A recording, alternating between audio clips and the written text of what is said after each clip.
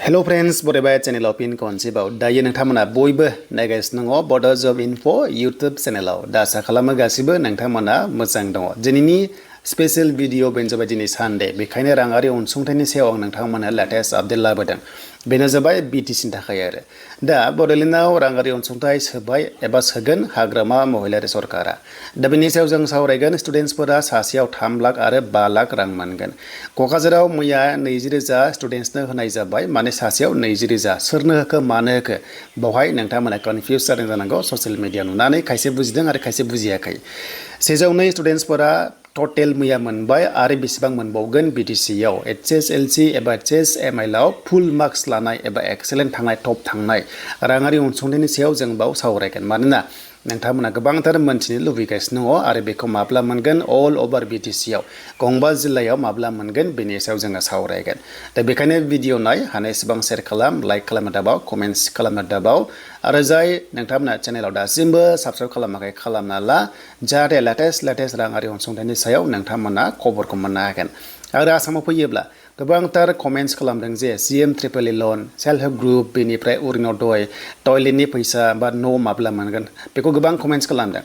दा नायदो दासिमबो आसामाव मन्थ्रिखौ दायथ'खौ होजोबाखै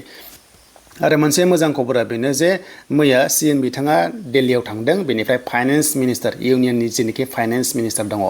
ओके थ' बिथांखौ लोगो हमहैदों आरो गोबां बाथ्रा सावरायदों आरो बे सावरायनायनि गेजेरजों बिथांमोना मोनसे उनाव बाजेट फैगोन आरो जेब्ला बाजेट जायो आसामावहाय नोंथांमोना रांखौ मोनगोन कौटि बाजेट नांगौ जायो स्किम सालायनोबा बेखायनो बे स्किमा बाजेटआ आसामाव दा गैथ'वा जेब्ला जायो नोंथांमोना जि मोननो गोनां पेन्डिं थानायफोरखौ लासै मोनलांजोबगोन आरो बेनि सायाव लासै भिडिअ नोंथांमोना आंनि चेनेलावहाय मोननो हागोन दा बेखौ आं दोनथ'बाय दानिया जों सावरायनोसै जे BTC आव रांखौ सोरनो होखो आरो माब्ला होखो बेनि सायाव जोङो सावरायनोसै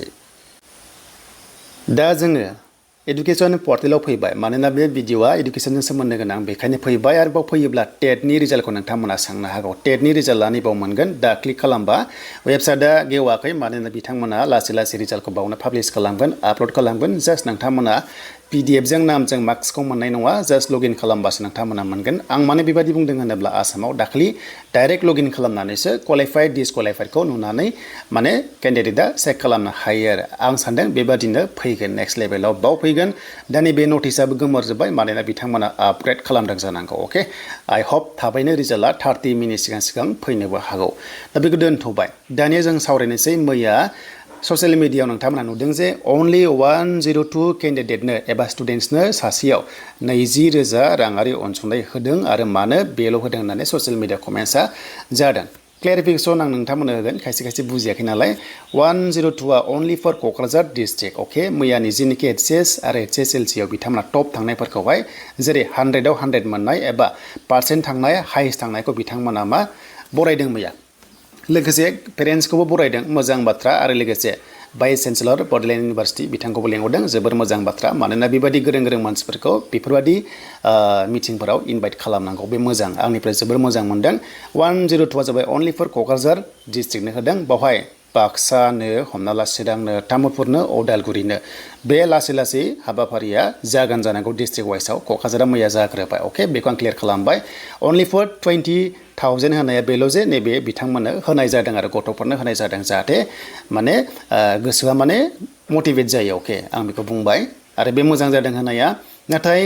जेनिखि बिथांमोना प्रमिस लादोंमोन इलेक्सननि सिगां जे टप थांनायफोरनो सासेयाव 3 लाख आरो सासेयाव 5 लाख होगोन होननानै बे जाबाय MIL साबजेक्टआव अके MIL साबजेक्टआव जायफ्रा 100आव 100 मोनदों बिथांमोननो होगोन बेनो जाबाय 3 लाख होगोन अके 3 लाख होगोन बेखौ बुंदों आरो देन बेनिफ्राय जाय टप 10 थाङो माने टप 10 थांनाय दङ अके टप 10 थांनायफोरनो 5 लाख होगोन अके टप 10 बे जाहैबाय HSआनो जा अके HSआनो जा HSLC जा टप 10 आव जायफ्रा गोग्लैगोन टप 10 आव गोग्लैनायफोरनो सासेयाव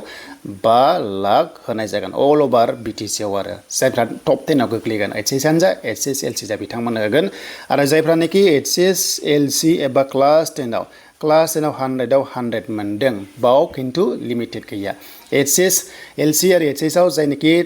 BTC आव टप थांदों बिथांमोनासो लिमिट नाथाय MIL हिसाबै जायफ्रानोखि साबजेक्टआव 100 आव 100 मोनदों बावहाय लिमिटेड गैया जेसेबांनो दं बिथांमोना एसेबांनो मोनगोन बेनो जाबाय 3 लाख मोनगोन दानिया बेयाव अनलि बर'फोराल' मोनगोन नामा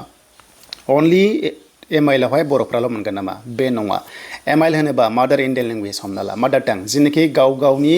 मिडियामनि राव जेराव 100 आव 100 लादों एग्जाम्पल सोरबा एसामिसआबो लादों बेंगलियाबो लादों बा गार'आबो लादों बा बर'आबो लादों आरो बिथांमोना जि 100 आव 100 लादों बिथांमोना माने गथ'फोरा बेवहाय 3 लाख रांखौ मोनगोन आरो बेखौ माब्ला मोनगोन होनदों मैया ससियेल मिडियायाव जेनाखि बिथांमोना दायित्व गोनांफ्रा बुंदों जे माने ससियेल मिडिया नुदों बेखौहाय जुन दानाव बेखौ होगोन होननानै अल अभार BTC आव माने सेलेक्सन जानायफोरनो जुन दानाव होगोन होननानै बिथांमोना बुंदों आरो दा बेनि गासैबो क्लियार जाबाय दा MIL होननाय लोगो लोगो अनलि बर' नङा जि MIL आव गोग्लैगोन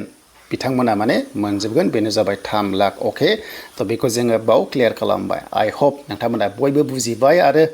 जाहाथे मोजां फरायो नेक्स्ट लेभेलाव आरो बेफोरबायदि नाम्बार लानानै मार्क्स लानानै नोंथांमोना मोजां लाइनाव जाहाथे थाङो